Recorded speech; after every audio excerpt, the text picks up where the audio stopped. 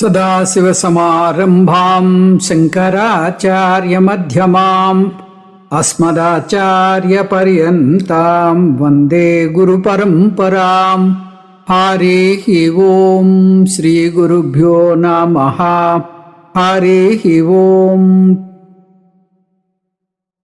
Paramatma has given the description of samsara in the first few verses. Then Paramatma dealt with samsara nivrutti and its upaya.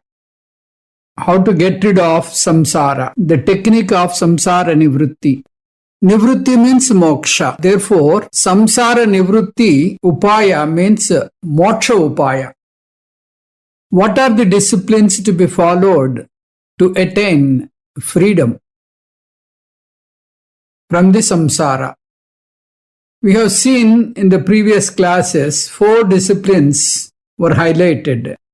The first one is vairagyam or dispassion. The second one is saranagati, surrendering to God in the form of devotion, bhakti towards your Ishtadevata, that is called saranagati.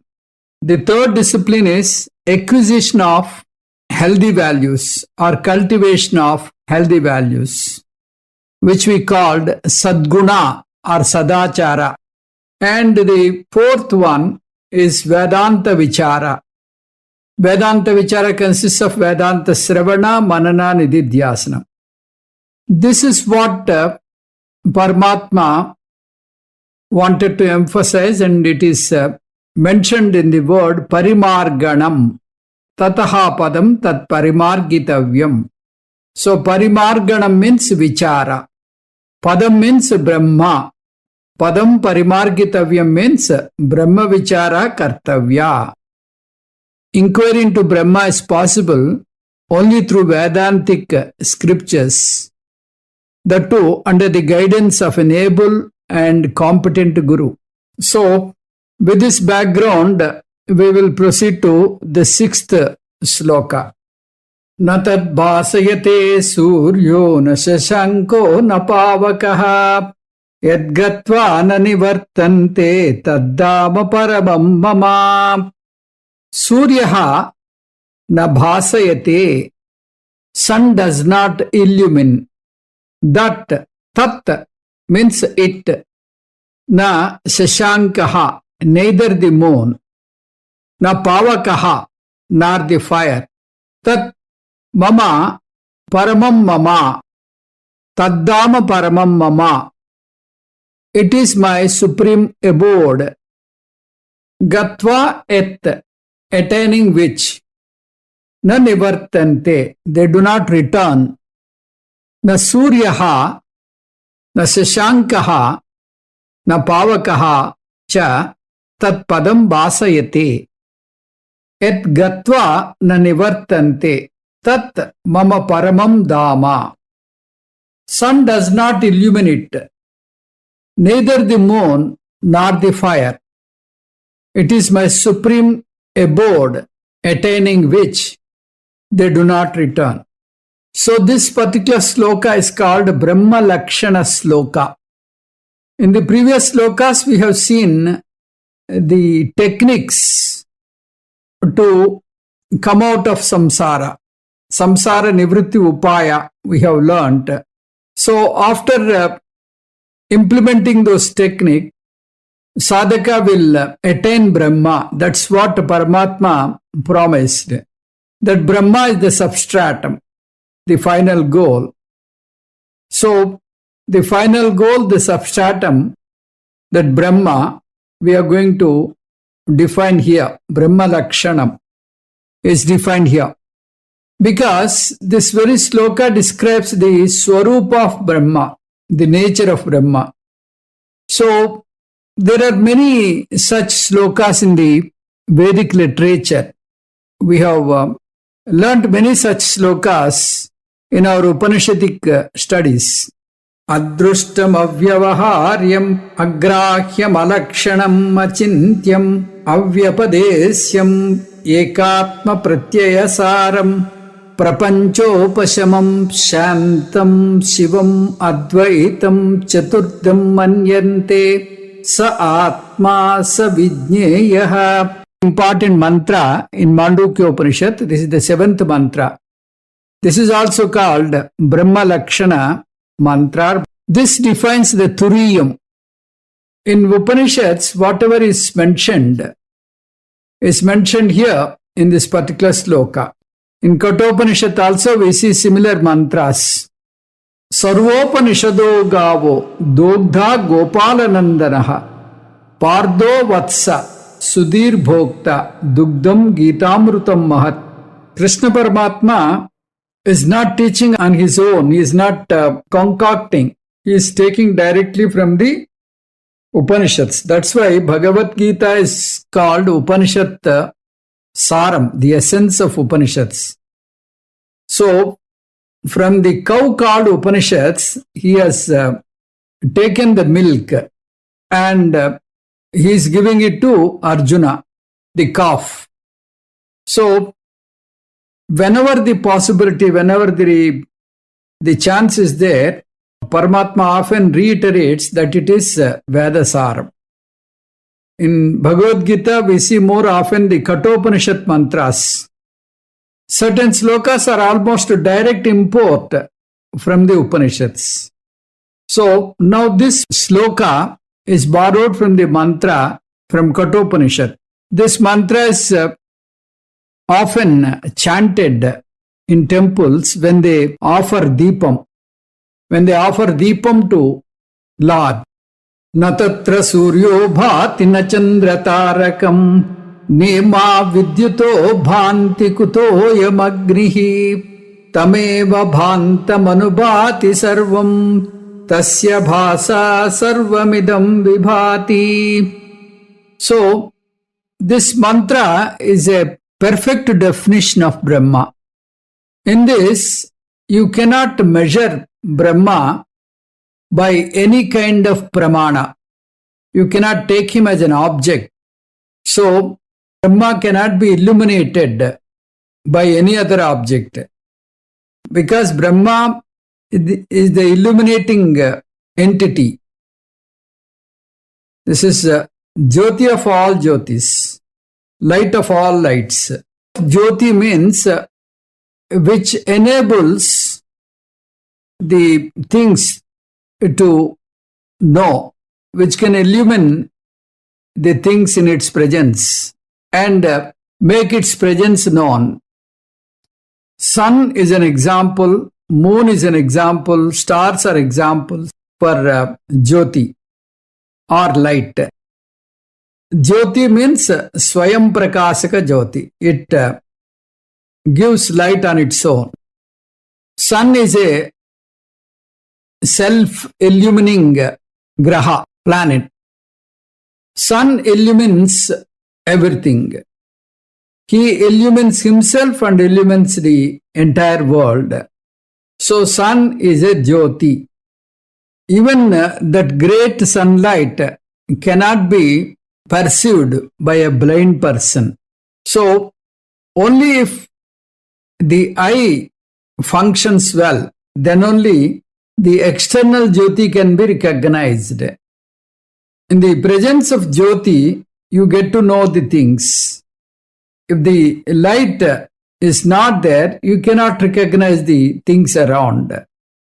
Similarly, if the eye cannot work, eye cannot function, even though the external light is there, one cannot recognize the things around. So, eye itself is a Jyoti.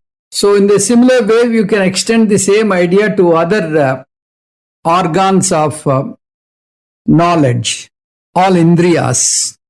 You can think ear is a Jyoti because of this ear alone you can recognize the sounds. So every organ of knowledge is a Jyoti.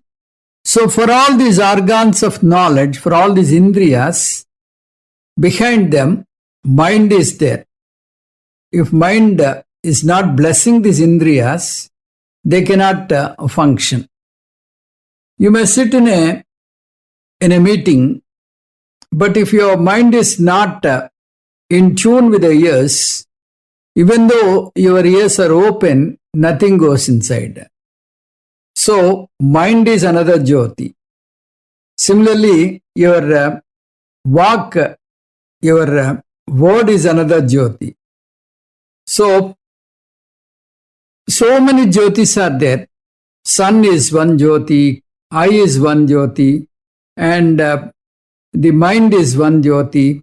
Like that, we have got so many Jyotis in this world.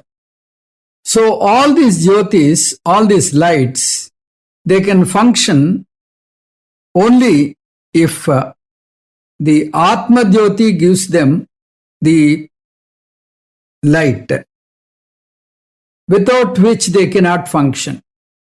If Atma is behind them, then only they can function.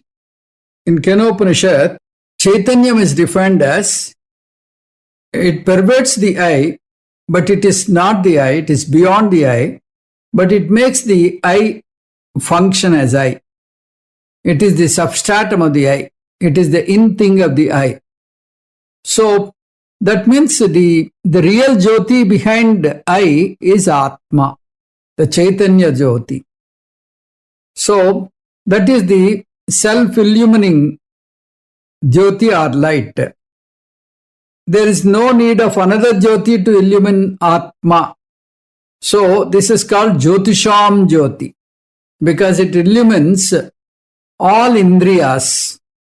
Indriyas in turn will illumine the objects outside. So, sun is a Jyoti, eye is a Jyoti, mind is a Jyoti, your words are Jyotis. So, they all become Pramanas. Through Pramana, Pramata will get to know the Prameyam, the object. But Brahma is not a Prameyam.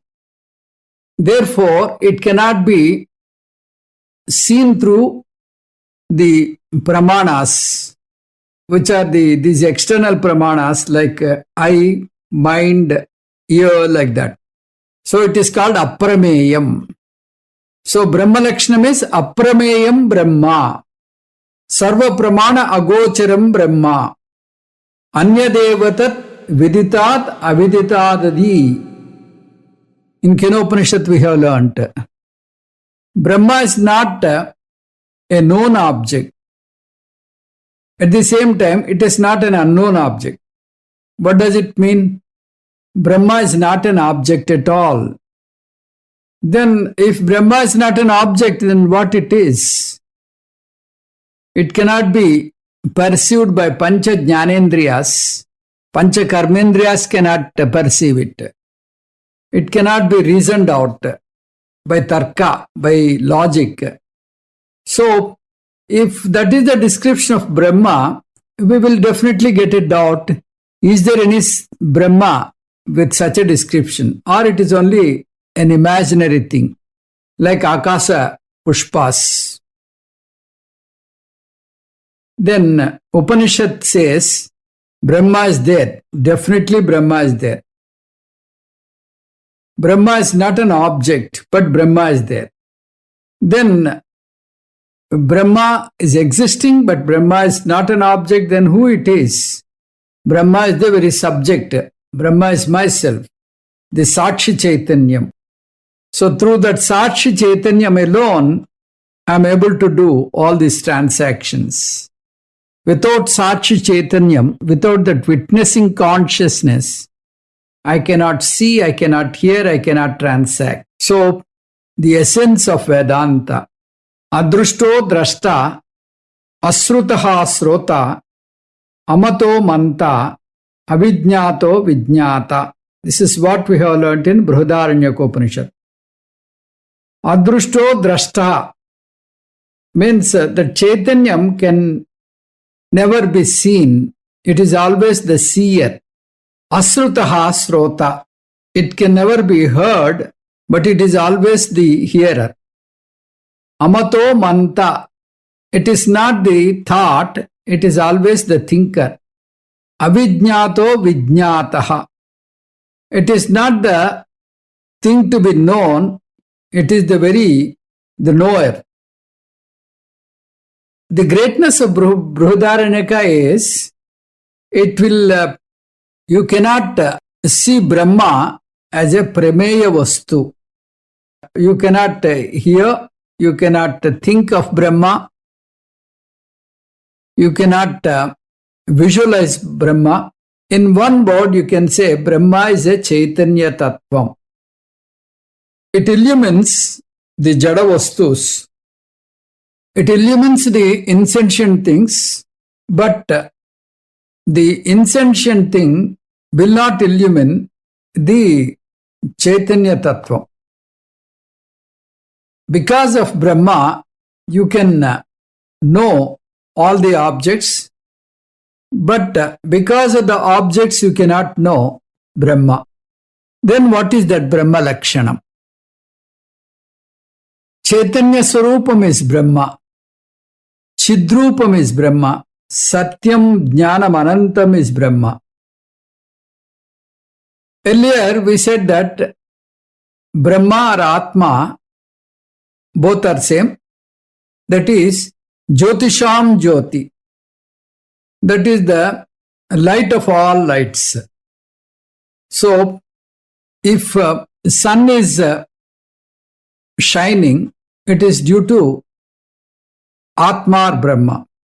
If moon is shining, ultimately moon is shining because of sun, but sun is shining because of Atma. So, you can say that moon is shining because of Atma. So, any object, any illumining object in this world, they are getting that illumining power because of Atma. So they cannot illumine Atma because their very power of that illumination is due to Atma. So this is what the sloka wants to project here. Natatra suryo bhati. So the sunlight is very powerful. It can illumine anything. But that great sunlight also cannot illumine Atma, cannot illumine Brahma. Na Chandra Tarakam. Even the moon and the stars cannot illumine Atma. If sun cannot illumine, where is the question of moon illumining the Atma? Nema Vidyuto Bhanti. Even the lightning cannot illumine Atma. Kutoya Magni. What about the small flickering fire? This is called Kaumutika Nyayam. When big things are incapable of illumining Atma, what about a small thing like fire? This kind of expression, this kind of logic is called Kaumutika Nyayam. When sun cannot illumine, moon cannot illumine, stars cannot illumine, lightning cannot illumine, how can you think of Agni can illumine Atma? That means Agni cannot illumine Atma. Then we have got 5 Jyotis, which are Panchendriyas, our Indriyas. They also cannot illumine Atma. That means you cannot perceive Atma with this Indriyas. Pancha Jnanendriyas cannot perceive God, cannot perceive Atma or cannot perceive Brahma with the instruments of knowledge. Natatra chakshur gacchati, na vag gacchati no manaha. Not only Indriyas, even mind cannot think of Atma. That means it is pramana agocharam. The meaning of first 2 stanzas, Atma cannot be illumined by any of these lights. So, Atma is aprameyam, sarva pramana agocharam. Atma alone illumines all these bright objects like sun, moon, stars, lightning, fire and all that. Drugeva natu drusyate. You are ever the seer, not the seen. So, when these things cannot illumine Atma, how to know, how to recognize Atma? That is the question. Atma is not the object, Atma is the subject. So, Atma cannot be seen by a pramana. Atma is the one behind the pramana, that is myself. Atma is the one who is using the pramanas, that is my own nature is Atma. So, I am that Atma, I am that Brahma, I am Virajam, I am Nishkalam, I am Subram, I am Jyotisham Jyoti. If I illumine, because of my illumination, all these Indriyas are illumining and they are working. And in turn, these Indriyas are illumining the external world. So behind all these lights, I am there. In deep sleep, in Sushupti Avastha, the body, Indriyas, mind, they are all dormant. They are all in sleeping mode. Then only the pure Chaitanyam will remain. In Jagrata Avastha, mind awakens, mind gets up. So, that Suddha Chaitanyam, the pure consciousness, awakens the mind, awakens the Indriyas, Indriyas and mind in turn awakens or illumines the entire world. I am as Atma, I am changeless, nirvikaram. So, until and unless you digest this fact, you have to do sevana. Tameva bhanta manubhati sarvam. Atma is self-illumining and it illumines everything. Tasya bhasa sarvam idam vibhati. Because of the illumination of this witnessing consciousness, everything else is illumining. So there is only one ultimate Jyoti, one ultimate light, that is called Jyotisham Jyoti, light of all lights. That very light is Atma or Chaitanya Tattvam or Brahma, that is my very Swarupa. So this particular mantra is used in temples because they want to highlight the fact the external light which is used for Deeparadhana cannot show the real nature of the deity. The real nature of the deity is Chaitanya Tattvam. In order to give you that understanding, this mantra is chanted. Suryaha tat na bhasate. This is what we have in this sloka. Till now we have seen the Kata mantra. Now we'll see what Krishna Paramatma spoke in Bhagavad Gita. Suryaha tat na bhasayate. The sunlight cannot illumine the Brahma Chaitanyam. Sunlight cannot illumine the Brahma Chaitanyam. It cannot illumine the witnessing consciousness. On the contrary, Brahma is illumining the sunlight. That means Brahma is giving sun the capacity to illumine. If you are getting sunlight, that is due to Brahma, due to Atma, due to Chaitanya Tattva. Na shashankaha tad bhasayate. That bhasayate you have to add for each one.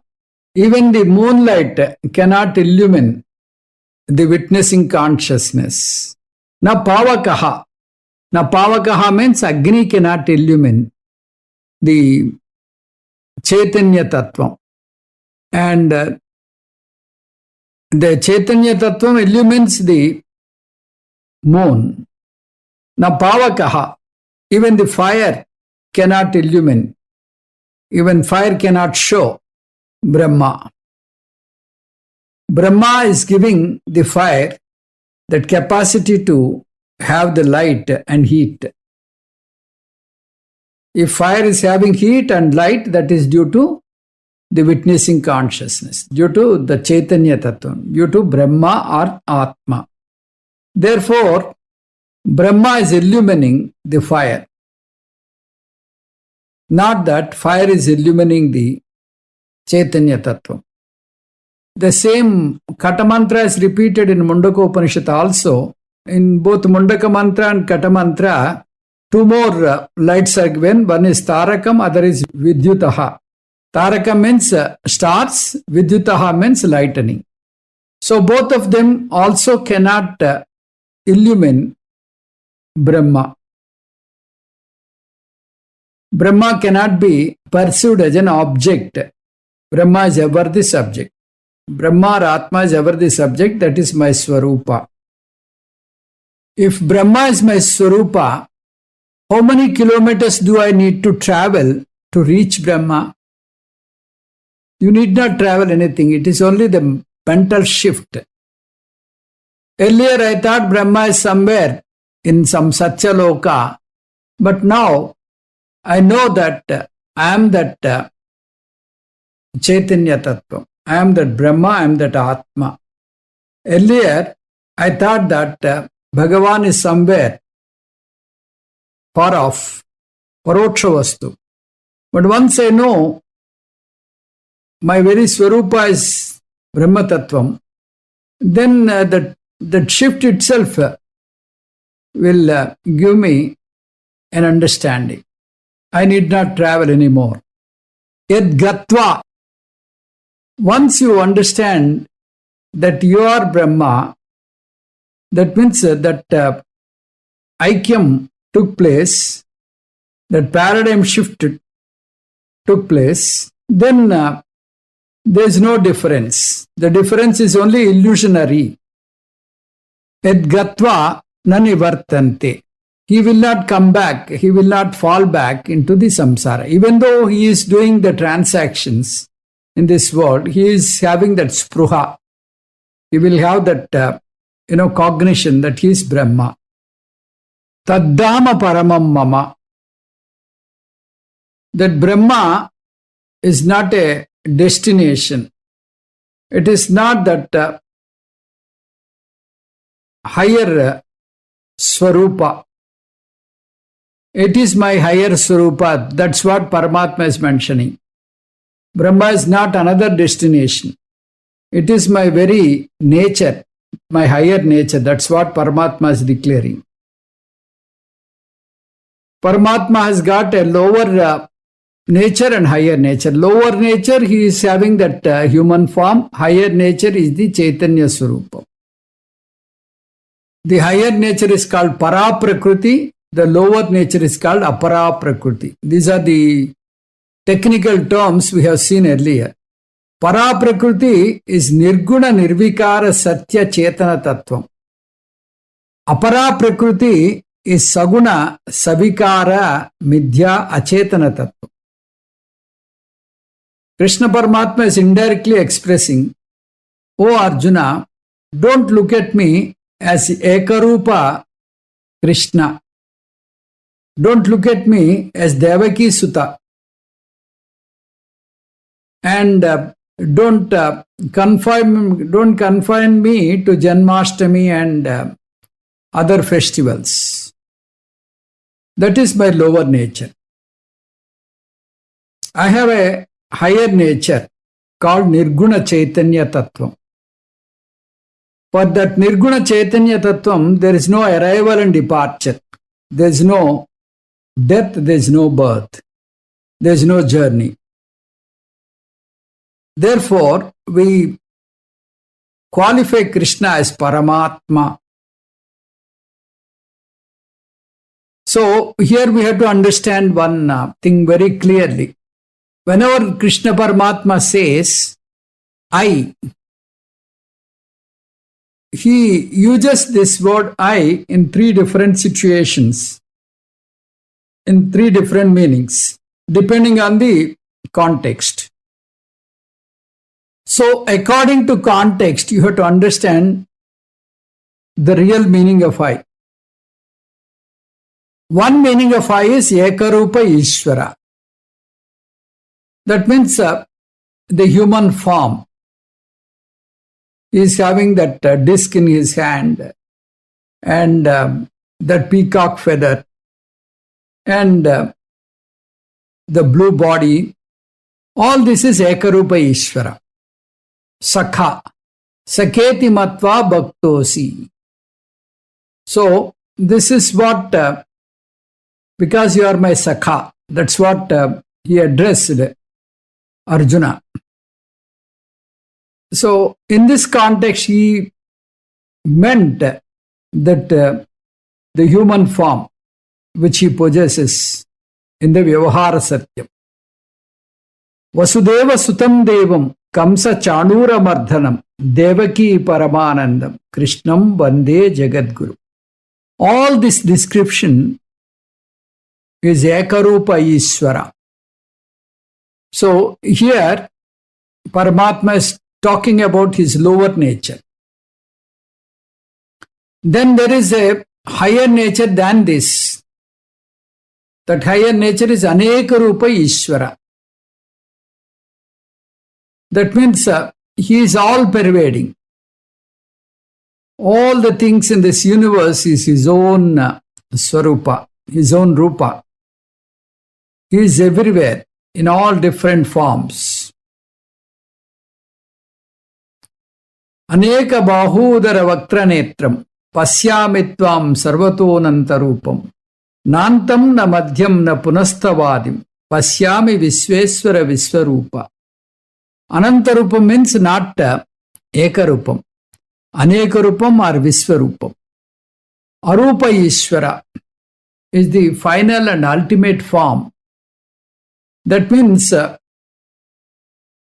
he is that Paramadhika Satyam, that Nirguna Chaitanya Tattvam. In this he doesn't have form. Avyaktam Vyaktimapannam Manyante Mam Abuddhayaha Param Bhava Majananto Mam Avyayam Anuttamam.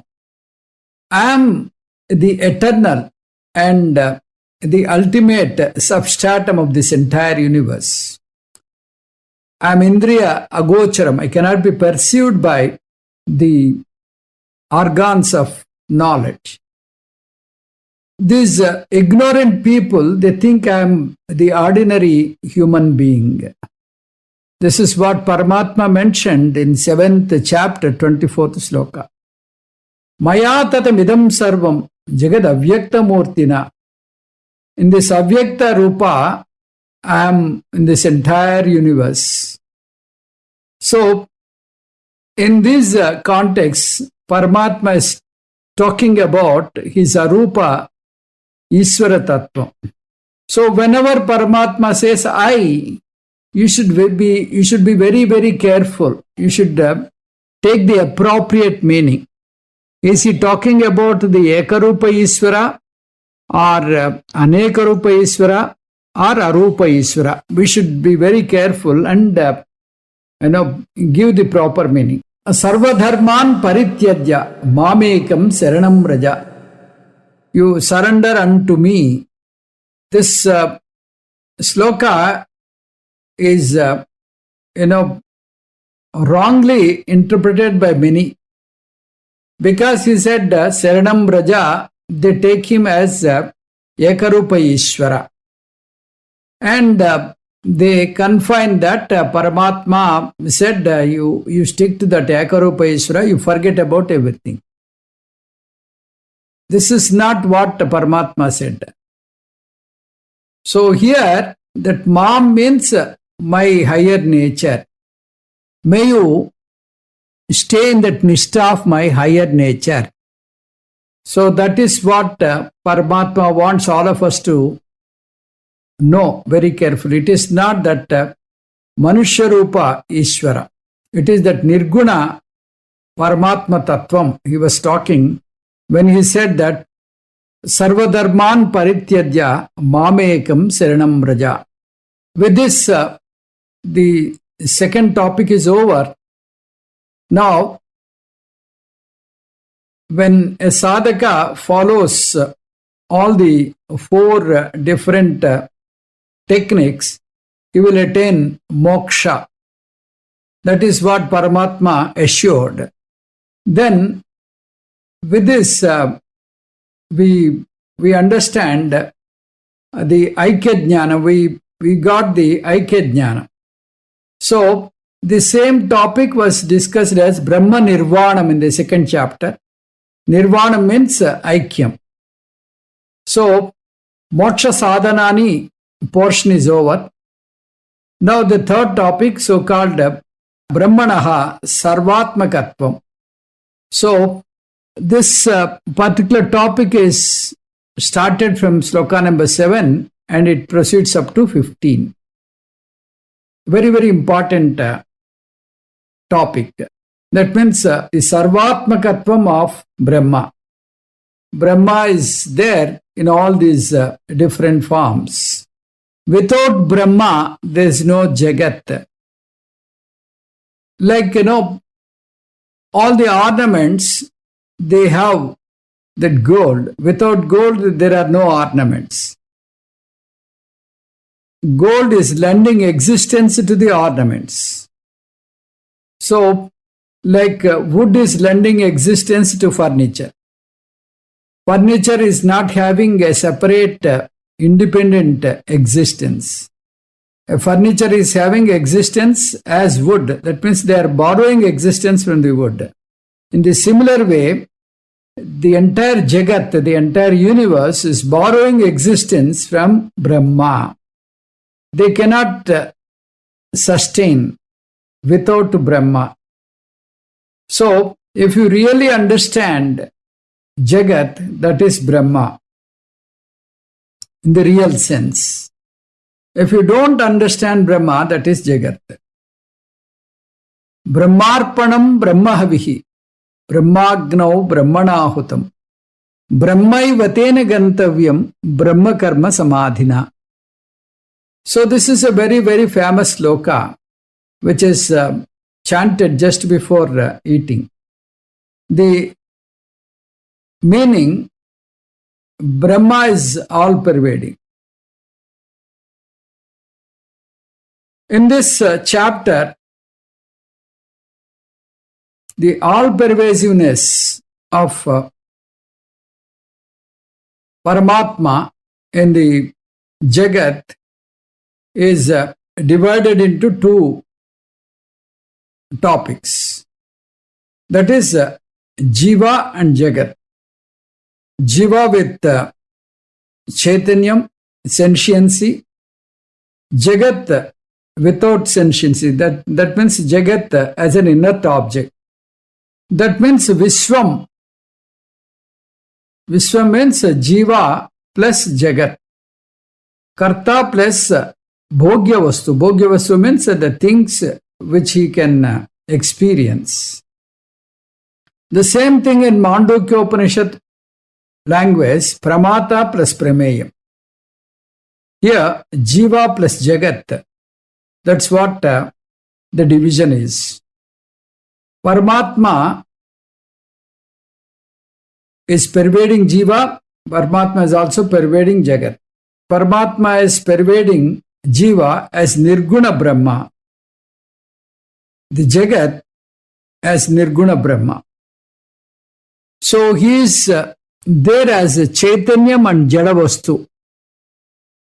He is appearing in this world as a Chaitana Vastu like Jiva, Achetana Vastu as Jagat. So, if you have to understand this definition, you should recall Tattvabodha. In Tattvabodha, Paramatma is referred to Brahma Chaitanya. Jivatma is Pratibimba Chaitanyam or Chidabhasa. Bimba Chaitanyam, the original consciousness, is called Brahma or Chit. mind reflects this Bimba Chaitanyam and forms a Pratibimba Chaitanyam. That is called reflected consciousness, called Chidabhasa. So we have three things. Original consciousness called OC, Bimba Chaitanyam, which is otherwise called Chit. RC, the reflected consciousness, Pratibimba Chaitanyam, otherwise called Chidabhasa. The reflecting medium, Pratibimba Madhyamam, otherwise called mind. To understand this, we can take an example. Sun is, shining brilliantly in the sky. So the sunshine is called Bimba Surya Kanti, the original consciousness, original sunlight. Sunlight is the original sunlight, original light. And you have a room which is dark. You have a dark room wherein all the doors and all windows are closed. Now what you do is you open one window and take a mirror and project light into that dark room. Then the room becomes bright. Light enters in the dark room and it becomes bright. Things in the dark room are now known because of the light. Now, how is this dark room illumined? Is it due to the light of the mirror or is it due to the light of the sun? The answer is because of both. If the sunlight is not there, mirror cannot illumine the dark room. If the mirror is not there, even though the sunlight is there, dark room cannot be illuminated because you cannot focus the light. So, the light in the mirror is called Pratibimba Kanti.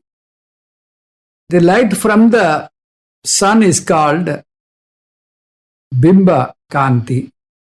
And because of Bimba Kanti and Pratibimba Kanti, we are able to see the things in this dark room.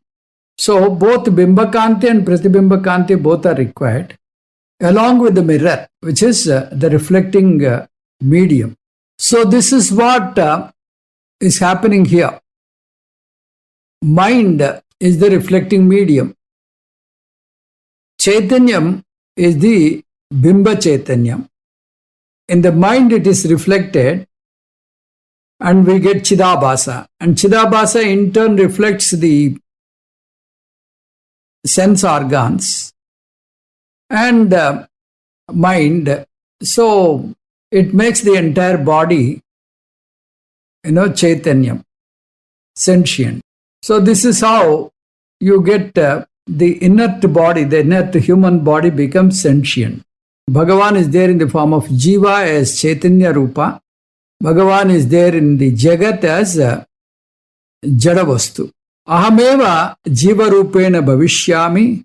Ahameva Jagad Rupena Abhibhavami.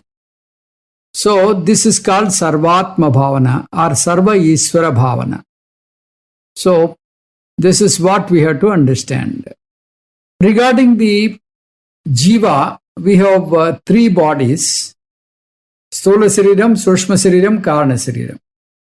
So, if you keep Karna Sariram for the time being aside, two bodies are there. One is Stula Sariram and Sushma Sariram. In Stula Sariram, we have got the eye, ear, and all these things are there. They are called Golakas. In Sushma Sariram, there are 19 different organs are there. Pancha Jnanendriyas, Pancha Karmendriyas, Pancha Pranas, Chatvari Antakarnas. All these things we have learnt in Tattva Bodha. So, Sushma Sariram. What is Sushma Sariram? Apanchikruta Sushma Bhutai, Sushma Mahabhutai Krutam, Sat Karmajanyam, Sukha Dukkadi Bhoga Sadhanam, Pancha Jnanendriyani, Pancha Karmendriyani, Pancha Pranadayo, Manaschekam, Buddhischeka, Evam Saptadasa Kalabi, Sahayat Tishtati, Tat Sushma Sariram. This is how in Tattvabodha we understood Sushma Sariram. mind is defined as 2, but mind can be divided into 4. Thereby, we get total 19 items in the Sushma Sariram. So, Chaitanyam is reflected in all these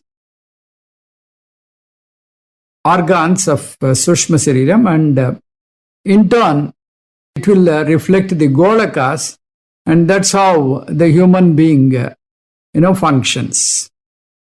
So, this is about the Sarvatmakatvam. With this background, we will enter into sloka number 7. Mamaivanso jivaloke jivabhutas sanatanaha manasashtani indriyani prakrutistani karshati.